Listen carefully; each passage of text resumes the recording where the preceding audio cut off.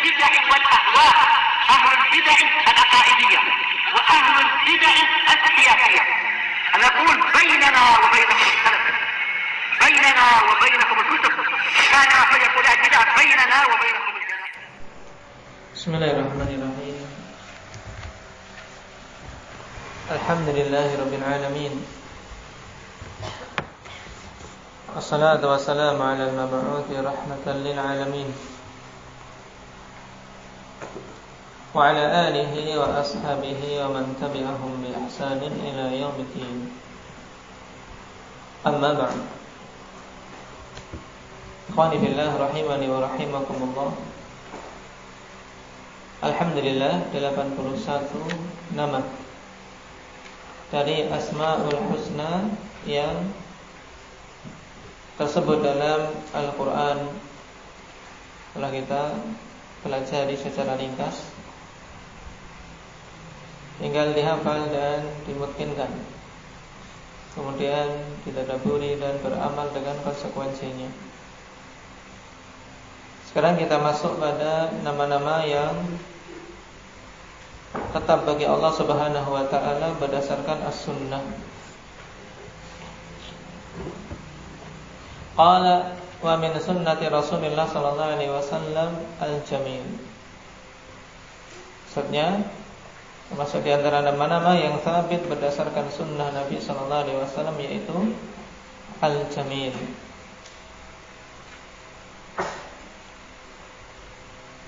Dalilnya hadis Ibnu Mas'ud radhiyallahu anhu, wa fihi innallaha jamilun yuhibbul jamal.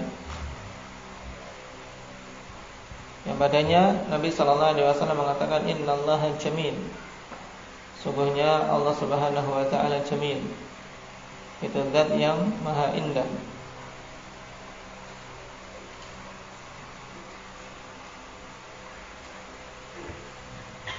Dikarenakan sifat-sifat yang sempurna dan perbuatan-perbuatannya yang penuh dengan kebagusan.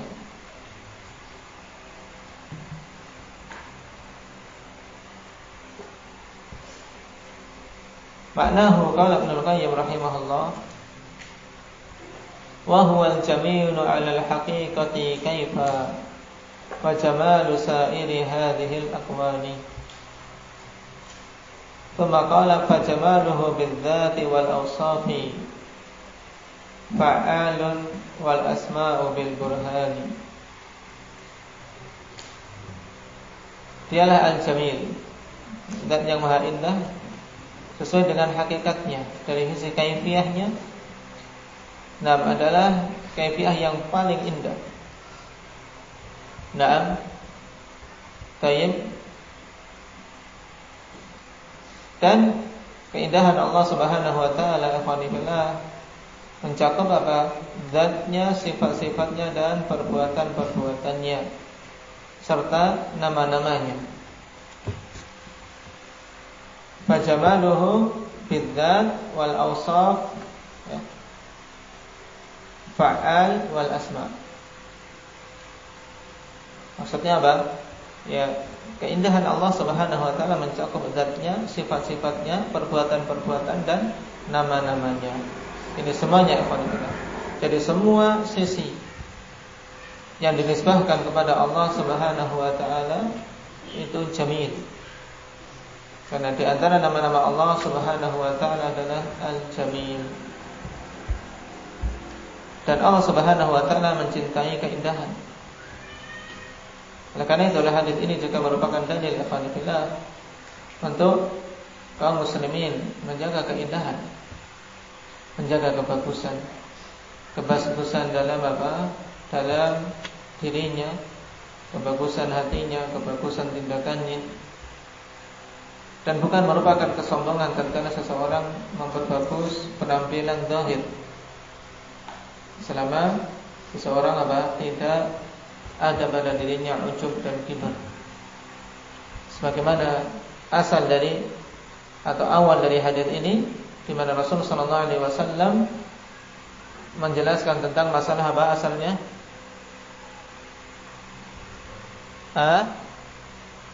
Tentang masalah kibar, tentang masalah apa? tentang masalah kesombongan dan ancamannya, bahwasanya terancam dengan neraka. Makanya seseorang bertanya, "Ya Rasulullah, ar-rajulu yuhibbu an yakuna thawbuhu hasanan wa na'luhu hasanan." Wahai Rasulullah, bagaimana dengan seseorang yang dia suka pakaiannya bagus, sandalnya bagus? Nah, maksudnya apakah yang seperti itu termasuk dalam kesombongan? Maka Nabi SAW mengatakan, "Innallaha jamilun yuhibbul jamal."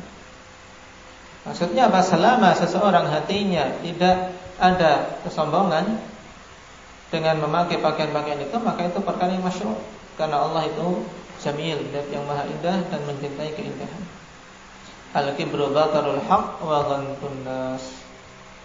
Adapun hakikat kesombongan yang sebenarnya adalah menolak kebenaran dan merendahkan manusia. Ini al-jamil. Nah, adapun dari sifat-sifatnya jelas ya, semua sifat-sifat Allah sifat jamilah.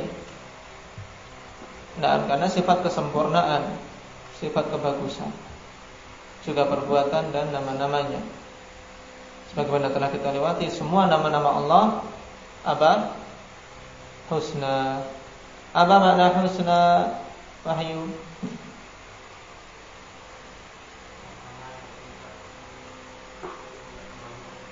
Nama-nama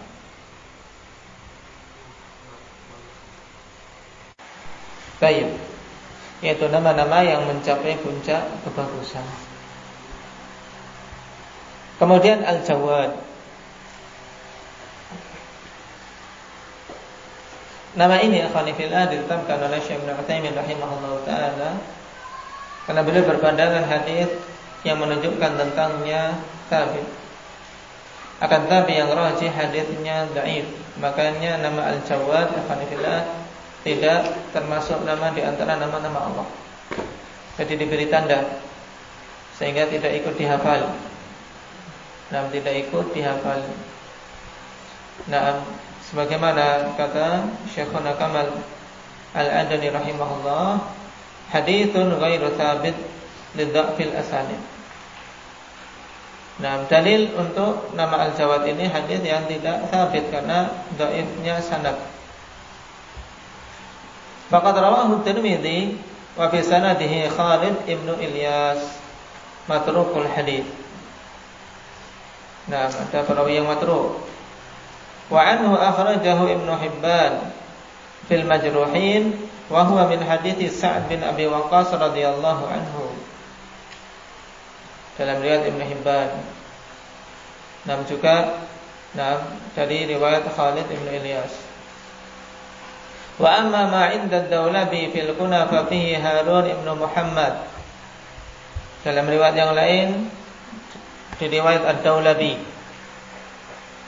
cuma pada sanadnya Harun ibnu Muhammad, dia seorang yang dhaifun jiddan. Wa ma rawahu Ibnu Asakir wa Dhiya yuridu bahtan fi sanadihi. Wa ma 'inda al-kharaiti wa huwa mursal wa fihi an'anatun wa tadrisun min al-Hajjaj bin Arta'. Dan apa yang diriwayatkan oleh Ibnu Asakir dan dia ini apa? Butuh. Dibutuhkan untuk membahas tentang sanad ini lebih lanjut. Adapun yang diriwayatkan oleh Kharaiti mursal, padanya an-anah dan tadlis dari Al-Hajjaj bin Arta'. Dia sudah dhaif ditambah tadlis. Wa raf'uhu wahamun. Dan merapakkan yang merupakan suatu kekeliruan. Fiha Nuh bin Abi Maryam al-Kadzdzab. Padanya perawi yang bernama Nuh bin Abi Maryam al-Kadzdzab. Jadi kalau kita perhatikan, walaupun datang dalam beberapa jalan ikhwanifillah, tapi apa? Kedhaifannya parah sehingga tidak bisa menguatkan satu sama lain. Padanya matrukul hadits, seorang yang dhaifun jiddan, padanya seorang yang kadzdzab. Ini tidak bisa saling menguatkan. Nah, karena dhaifnya dhaif yang parah. Sehingga Al-Jawad kalau ditanya indaka Nabil, Al-Jawad apakah termasuk nama di antara nama-nama Allah? Bukan. Kenapa?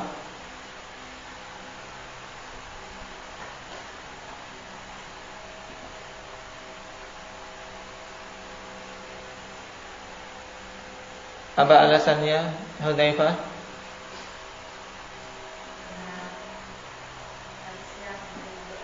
Nah, karena hadis yang menyebutkannya riwayatnya dhaif. Nah, dan lebih bagus seorang ikhwanifillah adalah mengungkapkan. Nah, ketika ditanya apakah Jawad termasuk nama di antara nama-nama Allah, kita katakan apa? Kita tidak mengetahui dalil yang sahih yang menetapkannya. Dikarenakan hadis yang dijadikan dalil lemah. Ini lebih bagus. Nah, kenapa? Karena khawatir bisa saja termasuk di antara nama yang apa? Yang Allah Subhanahu wa taala apa? Istaktsara. Nah, yaitu yang Allah simpan untuk dirinya. Nah, istaktsara bihi fi ilmil ghaibi 'inda. Jadi ketika ditanya, maka jawaban yang lebih bagus apa tadi? Abah Muhammad Panimbang. Kita tidak mendapati dalil yang sahih yang menetapkannya. Adapun dalil yang disebutkan semuanya apa? Dhaif, dengan kedhaifan yang parah. Ini. Kemudian yang ke-84, berarti ini hakikatnya 83. Al-Hakam.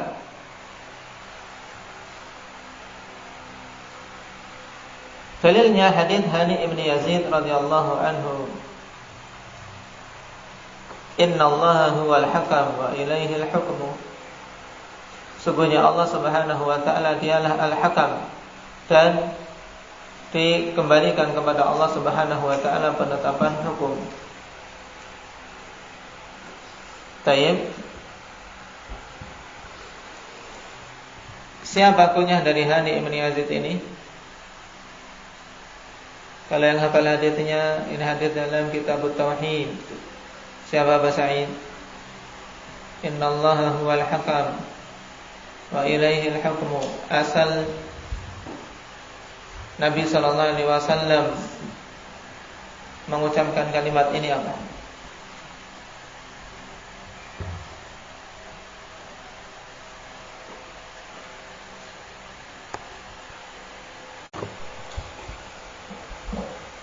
Baik. Nah, Hani ibnu Yazid, kunyahnya Abu Shuraih. Dan yang memberi kunyah Nabi sallallahu alaihi wasallam. Karena sebelumnya Hani ini berkunyah dengan Abul Hakam, diberi kunyah oleh kaumnya. Dengan sebab karena beliau seorang yang bijak. Ketika menetapkan suatu hukum bagi kaumnya diterima oleh kedua belah pihak yang bersengketa, maka dinamakan dengan Abul Hakam.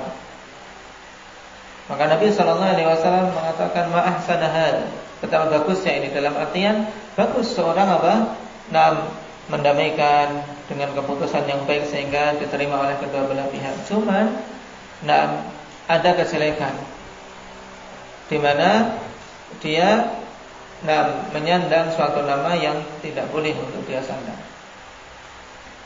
Nah, makanya Nabi SAW mengubah, bertanya, "Fama laka minal walad?" Qala Shuraihun wa Abdullah. Dan siapa yang ketiga? Wa Muslim. Nah, maka fa anta Abu Shuraih. Innallaha huwal hakam wa ilaihil hukmu. Nah, Allah itulah Al-Hakam dan yang menetapkan hukum. Baik. Hadis sahih disahihkan oleh Syekh Muqbil dan Syekh Albani rahimahumullah taala. Manahu qala Ibnu Al-Athir Al-Hakim. Al-Hakam bermakna Al-Hakim, yaitu zat yang menetapkan hukum. Wa haqiqatuhu alladhi salima lahu al-hukmu. warudda ilaihi, ay warudda ilaihi al-hukmu, yaitu zat yang menetapkan hukum, dan hakikatnya yaitu zat yang diserahkan kepadanya penetapan hukum dan dikembalikan kepadanya. Inilah al-hakam. Karena memang Allah Subhanahu wa taala telah menegaskan dalam banyak ayat, nah, inal hukmu illa lillah, tidaklah ada hukum kecuali itu hak bagi Allah Subhanahu wa taala.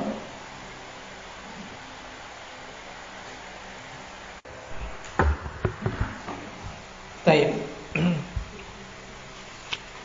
Kemudian al-hayyu.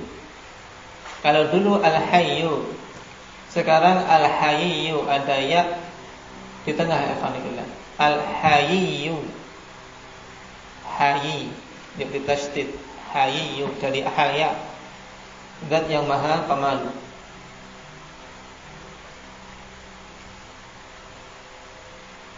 Dalilnya hadis Anas radhiyallahu anhu 'inda al-Hakim. Wa in kana fi sanadihi Aban ibnu Abi Ayyash dha'ifun illa anna hadzal haditsa hasan bil majmu'i turuqi. Nah, hadis Anas walaupun pada sanadnya ada Aban bin Abi Ayyash, seorang yang dhaif, hanya saja hadis ini hasan dengan penggabungan jalan-jalannya. Qala Syekhuna Al-Wadi'i rahimahullah. Wa kadza yuhasinuhu Syekhuna Yahya Al-Hajuri hafizahullah. Nah, hadis ini dihasankan oleh Syekh Muqbil dan Syekh Yahya. Wa huwa dan lafadznya innallaha yastahyi an yarudda yadayhi an yarudda yaday 'abdihi safra. Sebelumnya lafadznya innallaha hayyun karimun. Ada yang lafadz yang jatuh. Innallaha hayyun karim. Yastahyi an yarudda yaday 'abdihi safra. Sebenarnya Allah Subhanahu wa taala itu hayyun karim. Karim telah kita lewati. Hayyun berdasarkan hadis ini. Hadis Anas. Wa amma hadis Salman fasawabu waqfuhu li mukhalafati Yahya bin Maimun al-Attar. Naam. Adapun hadis Salman maka yang shawab adalah mauquf. Naam. Baik.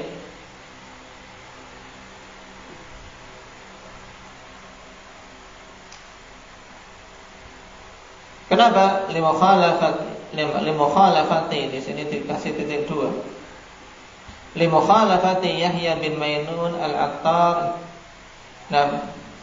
jama' atau jama'atan lebih mudah. Baik. Limukhalafati Yahya bin Maimun al-Attar jama'an min ar-ruwah atau jama'atan lebih mudah. Minhum di antaranya Humaid al-Tawil, wa Thabit al-Bunani, wa Sa'id ibn Zurairi, wa Yazid ibn Abi Salih, wa Sulaiman al-Taimi. Jadi ada mukhalafah yang mengakibatkan ya khonifillah hadis Salman ini mu'al, yang rajih dia itu mauquf. Kullu haula'i rawahu mauqufan, warahu Yahya marfu'an. Mauquf ada wawunya alhamdulillah yang jatuh. Wa tabahu ala raf'ihi Ja'far bin Maimun dhaif. Fas sahih waqfuhu. Nah, dan yang sahih mauquf. Wa amma hadithu Ya'la bin Umayyah hasana isnadahu al-Albani fil Mishkah wal Irwa. Wa hiya min riwayati Zuhair bin Abdul Malik bin Abi Sulaiman al-Arzami an Ya'la bin Umayyah. Wa amma hadithu Jabir fa fihi inqita' baina Ubaidillah bin Mu'adz wa Abi, wa fihi Yusuf bin Muhammad bin Munkadir dhaif. Dan berdasarkan apa? Gabungan dari riwayat-riwayat ini alhamdulillah, kadaifan yang masih bisa terangkat, maka haditsnya apa? Hasan. Hasan li ghairi. Sehingga nama Allah Subhanahu wa taala Hayyun ini thabit berdasarkan sunnah. Maknahu qala Ibnu Qayyim rahimahullah wa huwal hayyu falaysa yaqdahu 'abdahu 'inda at-tajahhuri minhu bil 'isyani lakinnahu yulqi 'alaihi sidrahu fa huwa as-sittiru wa sahibul ghufrani. Subhanallah. Dialah al-hayyu, zat yang maha pemalu, sehingga Allah Subhanahu wa taala tidak membuka kedok hamba-hambanya. Dan malunya Allah Subhanahu wa taala berbeda dengan malunya makhluk. Ini ditafsirkan oleh Ibnul Qayyim. Penjelasan tentang malu yang sabit bagi Allah yaitu apa? Allah tidak akan membongkar kedok hamba-hambanya tatkala hamba-hamba ini bermaksiat secara terang-terangan. Tapi Allah Subhanahu wa taala tutup.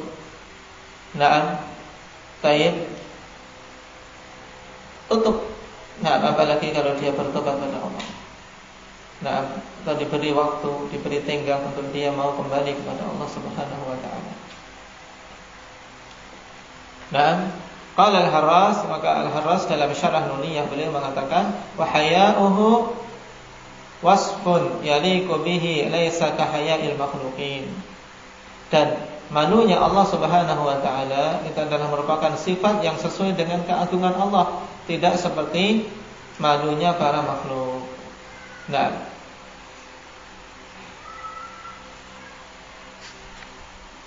Barakallahu fiikum.